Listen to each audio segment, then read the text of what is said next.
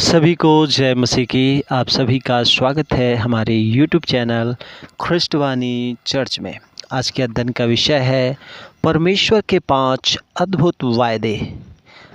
क्या आप जानते हैं? यदि नहीं जानते तो इस वीडियो के अंत तक ज़रूर बने रहें ताकि आप जान पाएँ और परमेश्वर की बरकतें, परमेश्वर के आशीष आपके जीवन में आए।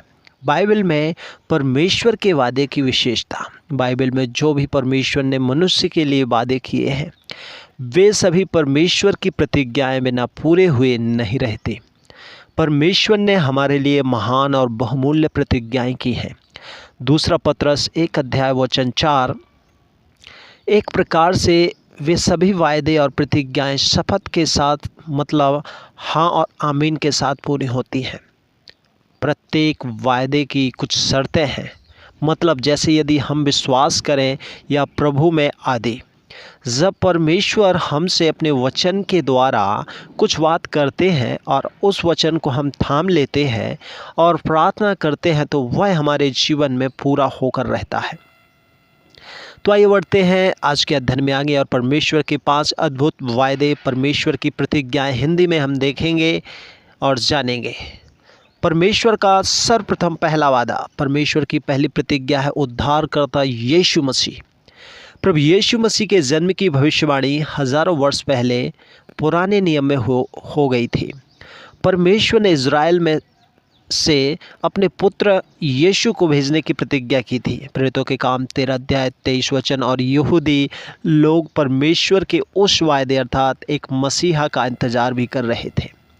और गलातियों की किताब 4:4 में लिखा है, और समय पूरा हुआ और परमेश्वर ने अपने इकलौते पुत्र को भेजा। प्रभु यीशु में ही हमारी तमाम प्रतिज्ञाएं पूरी होती हैं। प्रभु यीशु की सभी शिक्षाएं अद्भुत हैं और उन्होंने जो भी चमत्कार किए उसमें उन्होंने कभी भी किसी को भी चमत्कार के तरीके को दोहराया नहीं।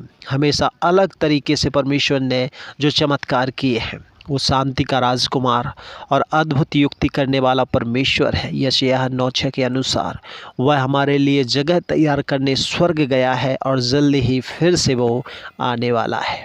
दूसरी बात, परमेश्वर का दूसरा वायदा वो है पवित्र आत्मा।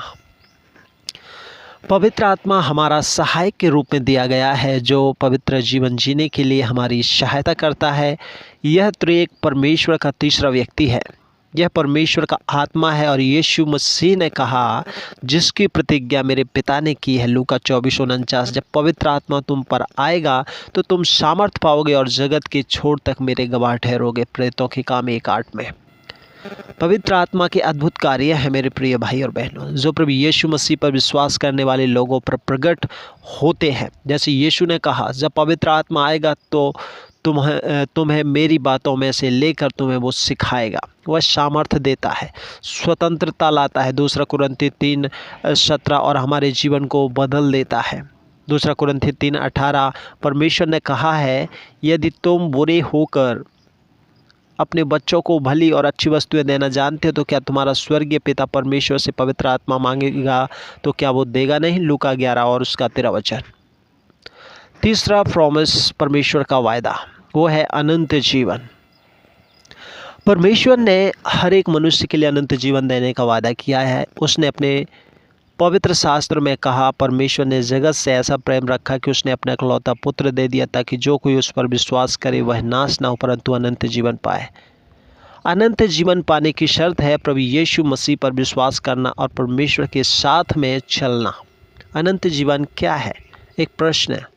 अनंत जीवन एक ऐसा जीवन है जो इस धरती के बाद या शारीरिक मृत्यु के बाद हमें प्राप्त होगा। परमेश्वर ने प्रॉमिस किया है कि वहाँ कोई दुख चिंता नहीं होगी, वहाँ कोई भूख या प्यास भी नहीं होगी। हम सदा सदा के लिए परमेश्वर के साथ रहेंगे। जैसे स्वर्ग भी कहा जाता है, उसका बनाने वाला स्वयं परमेश्वर है। परमेश्वर का चौथा वायदा, जीवन का मुकुट।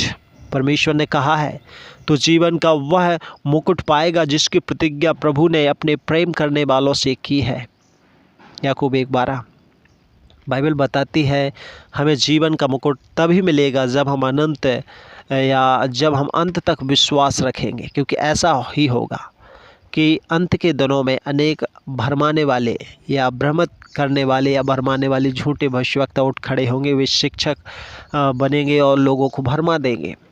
ऐसे समय में बहुतों का जो विश्वास है वो ठंडा पड़ जाएगा, लेकिन जो परमेश्वर से सच्चा प्रेम करते हैं उनके लिए सब बातें मिलकर भलाई को उत्पन्न करेंगी और वे लोग अंत तक विश्वास में बने रहेंगे और जीवन का मुकुट भी पाएंगे।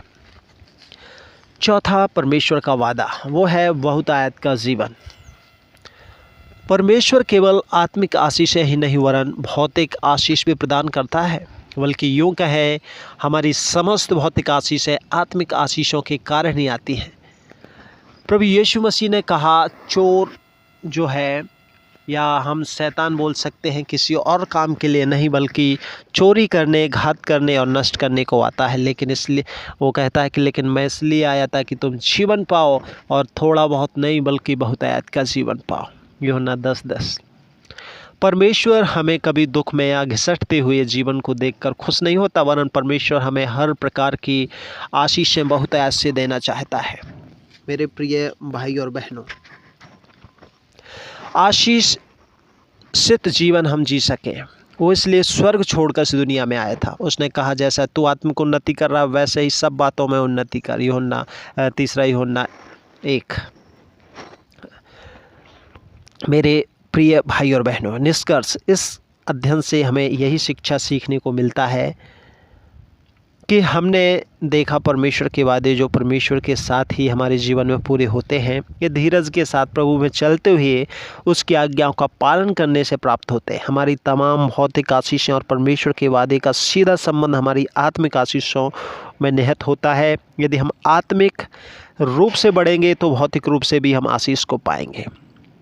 खुदा आप सबको बहुत बहुत बरकत दे, आशीष दे। God bless you. आपको संदेश कैसा लगा आप हमें कमेंट करके ज़रूर बताएं।